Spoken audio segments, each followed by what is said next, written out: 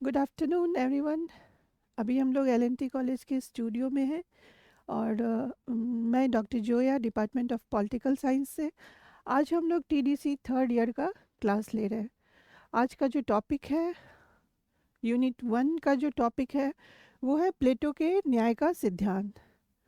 प्लेटो जो कि एक यूनानी दार्शनिक थे, हम लोग पिछले क्लास में भी जान चुके हैं कि प्लेटो का जो न्याय का सिद्धांत है वो प्लेटो एथेंस में किस प्रकार की न्याय व्यवस्था शिक्षा में चाहता था। और कुछ जब समाज राज्य हुआ और जब हम राज्य से नगर राज्य में गए तो प्लेटो की जो इच्छा थी कि उसके एथेंस में किस तरह की शिक्षा व्यवस्था हो, इसके बारे में आज हम लोग जानेंगे। तो टॉपिक का हेडिंग है प्लेटो का शिक्षा सिद्धांत। प्लेटो अपने न्याय सिद्धांत में कहता है कि राज्य जो है, राज्य के समस्त नागरिकों में सामंजस्य और अपने स्वधर्म का पालन करना न्याय है। तो सामंजस्य मतलब वो चाहता है कि किस तरह से एकता बने, एक यूनाइट होकर के काम हो उसके राज्य में और न्याय व्यवस्था रहे। तो इस प्रश्न पर जो है, तो ये प्रश्न उठता है कि यह सामंजस्य किस प्रकार उत्पन्न किया जाए और किस प्रकार व्यक्ति को अपने कर्तव्य पालन के लिए बाध्य किया जाए। इस ध्येय की प्राप्ति के लिए वह साधनों, शिक्षा तथा साम्यवाद की व्यवस्था करता है। प्लेटो अपने ग्रंथ रिपब्लिक में शिक्षा के संबंध में अत्यंत विस्तार पूर्वक लिखा है। हम लोग उसके न्याय के सिद्धांत में देखे हैं कि प्लेटो ने जो पुस्तक लिखी है रिपब्लिक, उसमें वो न्याय के सिद्धांत के साथ साथ जो अधिक फोकस किया है वो शिक्षा के सिद्धांत पे किया है। तो प्लेटो ने अपने ग्रंथ रिपब्लिक में शिक्षा के संबंध में अत्यंत विस्तार पूर्वक लिखा है। इस कारण रूसो ने इसे राजनीतिक शास्त्र का नहीं बल्कि शिक्षा शास्त्र पर लिखा गया सर्वोत्कृष्ट ग्रंथ माना है। बार्कर के शब्दों में शिक्षा मानसिक व्याधि को दूर करने का मानसिक उपचार है। ये जो हमारे अंदर जो नेगेटिविटी और पॉजिटिव जो विचार है, ये जो यहाँ पे मानसिक व्याधि से तात्पर्य है कि जो हमारे अंदर जो फ्लैक्शन होती है नेगेटिविटी और पॉजिटिविटी की, तो हम किस तरह से किसी भी परिस्थिति में अपने को बैलेंस करके रख सके, ये समझाना चाह रहा है कि जो शिक्षा है मानसिक व्याधि को दूर करने का मानसिक उपचार है। आगे है कि एक आदर्श राज्य नागरिकों के श्रेष्ठ चरित्र पर ही स्थिर रह सकता है और नागरिकों के चरित्र को ढालने का कार्य शिक्षा द्वारा ही संभव है। शिक्षा का उद्देश्य शिक्षा की आत्मा को उस परिवेश में लाना जो उसके विचार की प्रत्येक अवस्था में उसके सर्वांगीण विकास हेतु सर्वाधिक उपयुक्त हो। ये कहने का यही तात्पर्य है कि आप किसी भी परिस्थिति में रहें, आप ऐसा नहीं है कि आपके जीवन में हर एक परिस्थिति एक समान ही हो, कभी अच्छी कभी बुरी, किसी भी परिस्थिति में जो है वो शिक्षा हमारी मानसिक स्थिति को बैलेंस रखता है। ये सभी कहने का, इन सभी सेंटेंस का यही तात्पर्य। प्लेटो के समय में दो प्रकार की शिक्षा पद्धति प्रचलित थी। एथेंस में जो शिक्षा पद्धति थी वो कैसी थी, तो प्लेटो के समय में जो थी दो प्रकार की शिक्षा प्रचलित थी शिक्षा पद्धति। पहला जो था वो था एथेंस की शिक्षा पद्धति और जो दूसरा है वो स्पार्टा की शिक्षा पद्धति थी। वहाँ जो चलती थी एथेंस में जो पद्धतियाँ, उसके बाद जो है प्लेटो ने इस पे अपने नगर राज्य में जो है वो इसकी अच्छाई बुराइयों को जज किया और उसके बाद उसने अपना सिद्धांत दिया। तो प्लेटो ने अपनी शिक्षा योजना का जो निर्माण दोनों के गुण दोष को दृष्टिगत रखते हुए किया। एथेंस की शिक्षा पद्धति जो थी वो परिवार का दायित्व था कि राज्य कोई हस्तक्षेप सहायता नहीं करता था, वो परिवार पे बेस्ड था। पाठ्यक्रम 3 स्तर में विभाजित किया गया। पाठ्यक्रम जो है वो 3 स्तर में विभाजित किया गया है। पहला जो है वो प्राथमिक शिक्षा है। प्राथमिक शिक्षा क्या है? तो 6 से 14 वर्ष की अवस्था का था। वो पढ़ना लिखना, प्राचीन कवियों का साहित्य, संगीत तथा व्यायाम था। दूसरा है माध्यमिक शिक्षा, जो 14 से 18 वर्ष की थी। सोफिस्टों द्वारा अलंकार शास्त्र और भाषण कला और राजनीति थी। तीसरी जो व्यवस्था थी, तीसरी अवस्था जो थी वो 18 से 20 वर्ष की थी, सैनिक शिक्षा। इसके बाद ही व्यक्ति को पूर्ण नागरिक अधिकार मिलते थे। ठीक है, ये शिक्षा जो है वो ये शिक्षा शारीरिक, मानसिक तथा चारित्रिक विकास के उपयुक्त थी, परंतु शिक्षा देना राज्य का दायित्व था। अतः यह राज्य की प्रकृति राज्य का दायित्व नहीं था। अतः यह राज्य की प्रकृति अवस्था के अनुकूल नहीं थी। अब आते हैं स्पार्टा की शिक्षा पद्धति। पूर्णतः राज्य नियंत्रित था। कठोर सैनिक प्रशिक्षण, स्त्रियों के लिए भी जो थी वो शिक्षा जो थी, स्त्रियों के लिए भी शारीरिक शिक्षा अनिवार्य थी। यह राज्य की आवश्यकता व प्रकृति के अनुकूल, परंतु मानसिक व बौद्धिक प्रशिक्षण उपेक्षित थी। प्लेटो ने एथेंस तथा स्पार्टा की शिक्षा पद्धतियों के आधार पर अपनी शिक्षा योजना प्रस्तुत की। प्लेटो का जो शिक्षा सिद्धांत है वो शिक्षा व्यक्ति के जीवन को अनवरत प्रक्रिया है तथा शिक्षा का उद्देश्य व्यक्ति के संपूर्ण व्यक्तित्व का विकास। प्लेटो अपनी शिक्षा योजना को 2 भागों में बांटता है। पहला प्रारंभिक और दूसरा उच्च शिक्षा। प्रारंभिक शिक्षा जो है उसके अनुसार 6 से 20 वर्ष की थी। प्रारंभिक शिक्षा सभी के लिए एक समान होगी। प्लेटो का यह मत था कि जो प्रारंभिक शिक्षा होगी वो सभी के लिए एक समान होगी। शिक्षा का उद्देश्य भावनाओं और संवेगों को नियंत्रित कर चरित्र निर्माण करना था। वो जो प्लेटो जो चाहता था उसका जो फोकस था वो क्या था कि आदमी का चरित्र निर्माण अच्छे से हो, इस पे उसका फोकस था।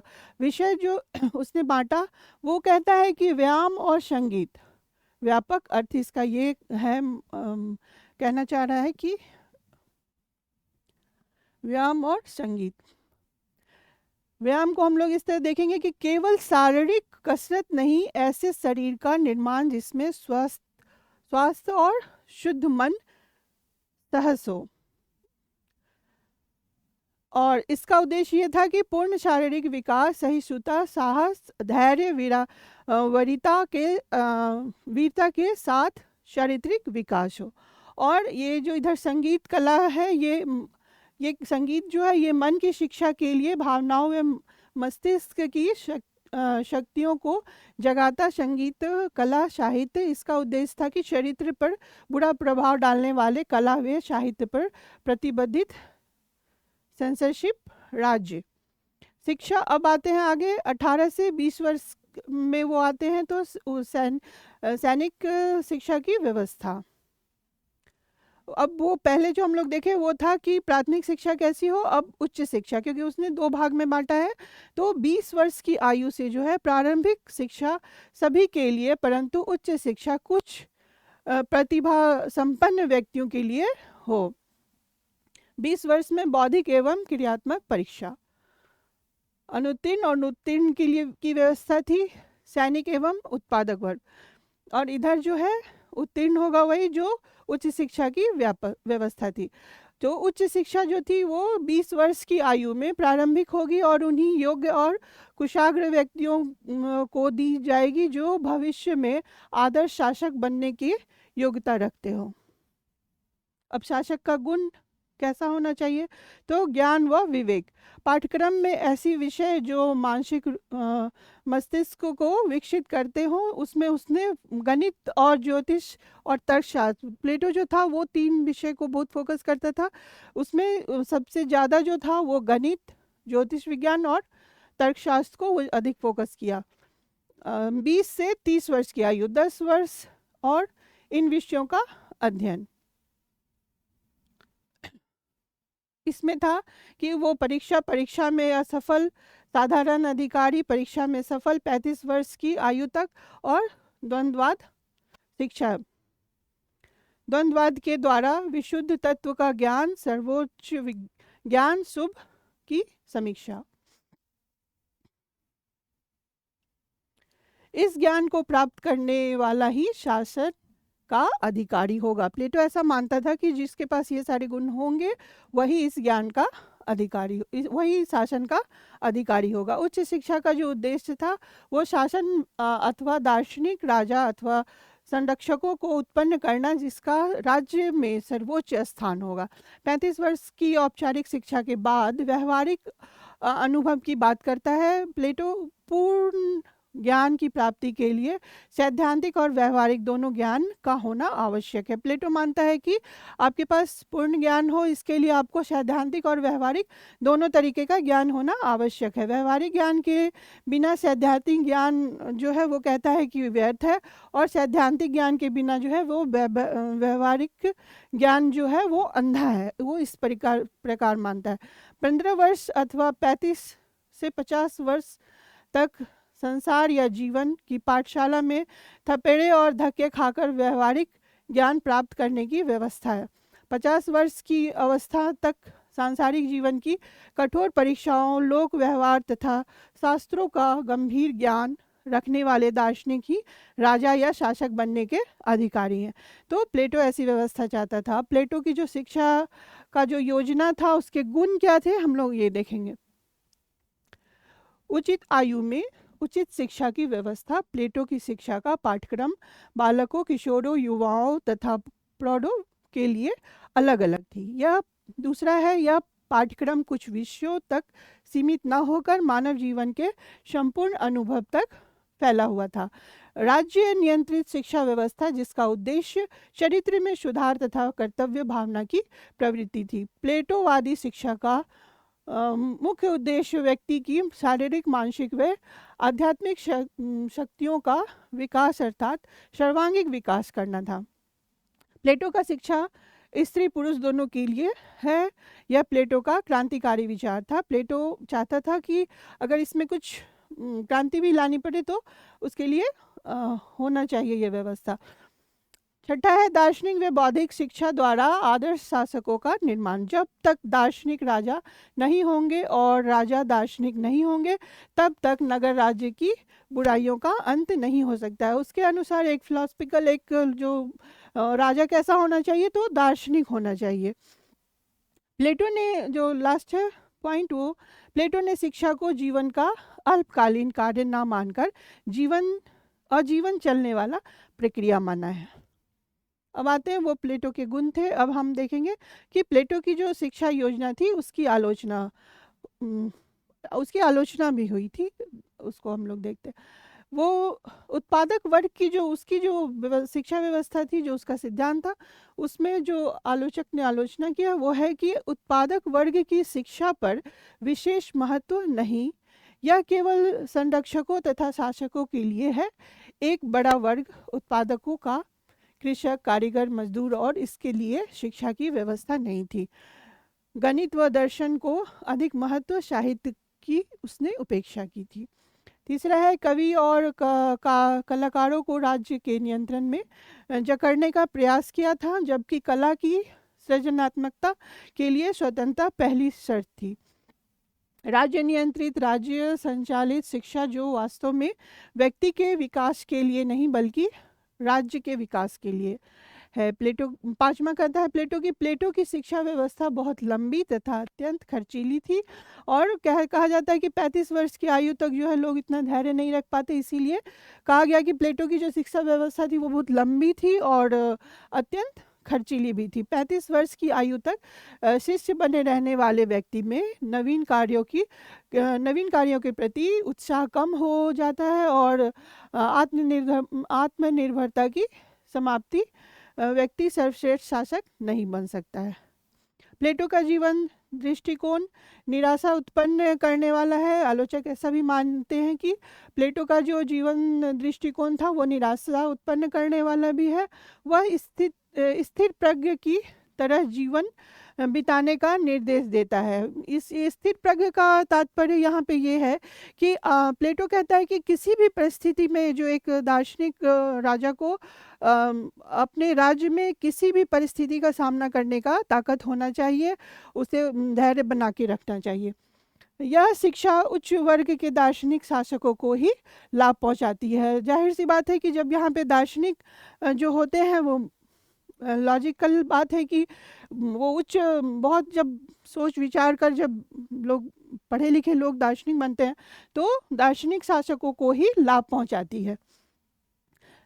आलोचना के बाद भी जो है हम ये कहेंगे अंत में कि जो प्लेटो का जो शिक्षा व्यवस्था है उसका महत्व भी है। उसका ये महत्व है कि प्लेटो की शिक्षा व्यवस्था में कुछ कमियों के बावजूद यह अपने समय की दृष्टि से पर्याप्त आगे और मानव के सर्वांगीण विकास को धैर्य मानकर चलती है। इसका ये तात्पर्य है कि जो हमने शुरू में ही कहा था कि जब समाज राज्य बना और राज्य नगर राज्य बना तो बनने के क्रम में जो उसकी अच्छाई बुराइयाँ थी उसको एनालिसिस करते हुए प्लेटो ने कहा कि प्लेटो की शिक्षा व्यवस्था में कुछ कमियों के बावजूद यह अपने समय की वो जो उस समय की जो घटनाएं हो रही थी एथेंस में उसको देखते हुए वो उस दृष्टि से ये पर्याप्त आगे और मानव के सर्वांगीण विकास को धैर्य मानकर चलती है। प्लेटो ने शिक्षा पर जो बल दिया तथा शिक्षा का जो व्यापक महत्व बताया उसके लिए संसार उस शिक्षा शास्त्री का सदैव ऋणी रहेगा। उसने ही सर्वप्रथम शिक्षा को आजीवन चलने वाला प्रक्रिया बताया तथा यह शासन एक कला है। उसने कहा कि शासन एक कला है, इस कारण शासन कार्य सर्वाधिक योग्य और अनुभवी व्यक्ति द्वारा किया जाना चाहिए। उसने जो फोकस किया कि जो शासक हो वो एक अनुभवी व्यक्ति हो, उसके द्वारा चलाया जाना चाहिए। It's all, thank you. कितना देर हुआ मैडम?